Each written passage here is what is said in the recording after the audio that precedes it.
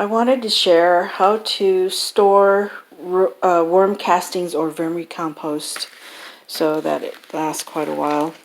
You can use a sandbag, anything that is breathable. This happens to be a 14-inch by 26-inch sandbag.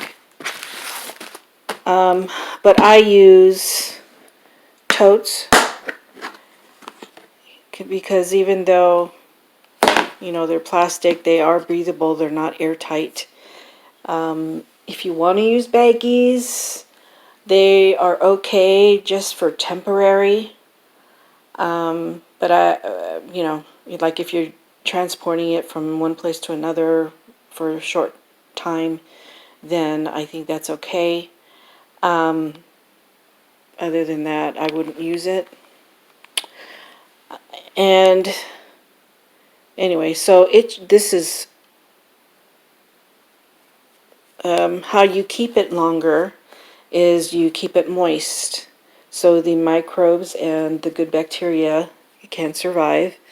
This, you can tell how moist it is by how friable it is. Like this is just a little bit too dry. They should stay together, and then when you go like this, then it will come apart, but it's not staying. So if that happens, then you want to add a little bit of water to it. You can spray it on. Spraying it on would be probably the better way to do it, and then just mix it up a little bit. Turn this around here.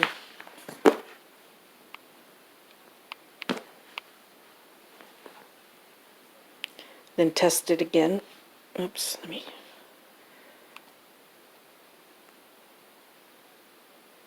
Still a little dry.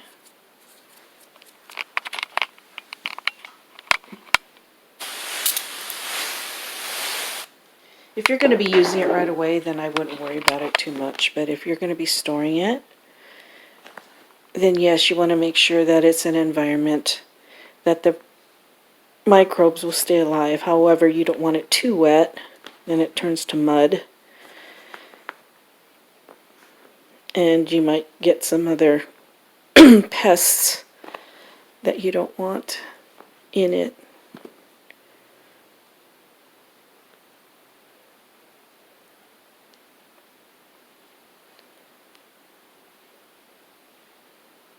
Anyway, well, off camera, I'll just keep adding it until, well, you know what? Let me show you what it's supposed to be like. I would just put some on. I was trying to do the whole thing instead of just one area.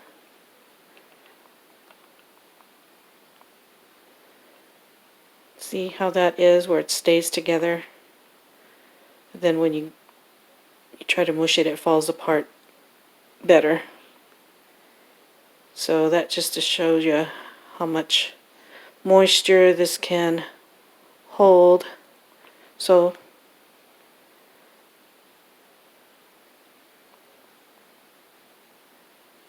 anyway, I'll add more moisture off camera. Let me show you another bin that I have. It's a bigger one, and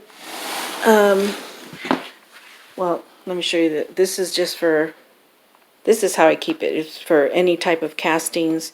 There's no cocoons or babies in it already. The ones castings that I do have, oh my goodness, I see a worm here. I see several worms. Anyway, yeah, this hasn't been looked at lately, so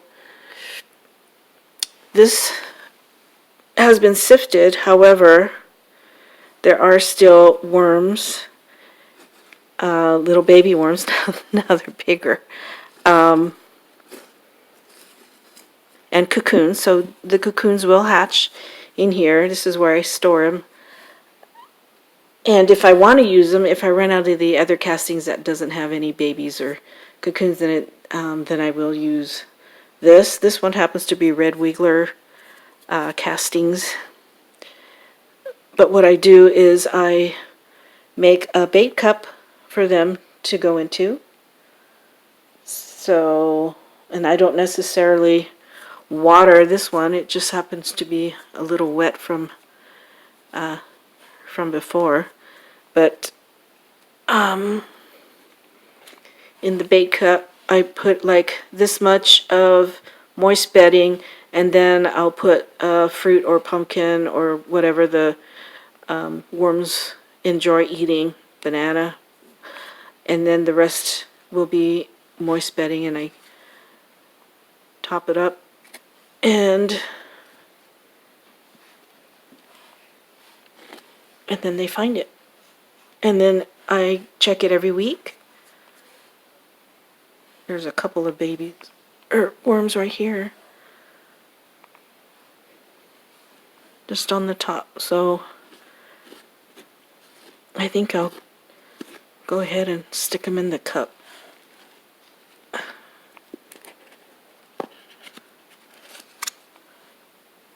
There. So they'll be there when I go to check it next week. Anyway, other than that, they usually find it. I've usually have like 5 or 6 in there every week. So that's how I do those.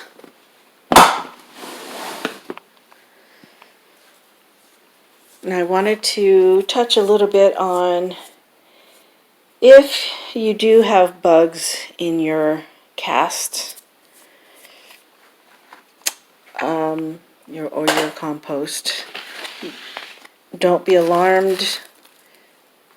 They're natural. However, you kind of don't want them to stay in there.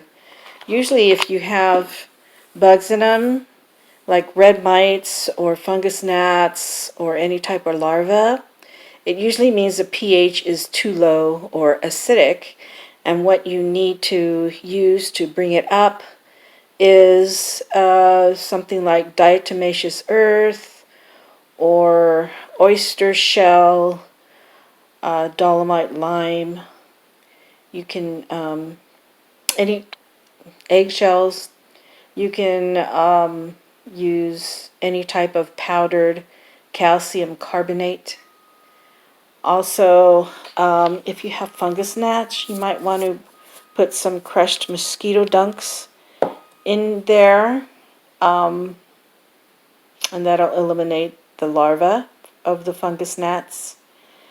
And usually they work pretty quickly and pretty fast, so you don't have like all these red mites hopping around. Also, let's see. Oh yeah, you can put in what is this, neem seed meal or neem cake in here as well. You can just sprinkle it around, and that will help get rid of any types of grain beetle or any other type of bad buggies. So those are the things I would suggest you use. And let's see, I wrote some notes here. And I've read that the vermicompost can easily last for 6 months in storage. But as I mentioned before, if you keep the microbes wet or slightly damp, the pH just right, then I'm sure it will last much longer than that.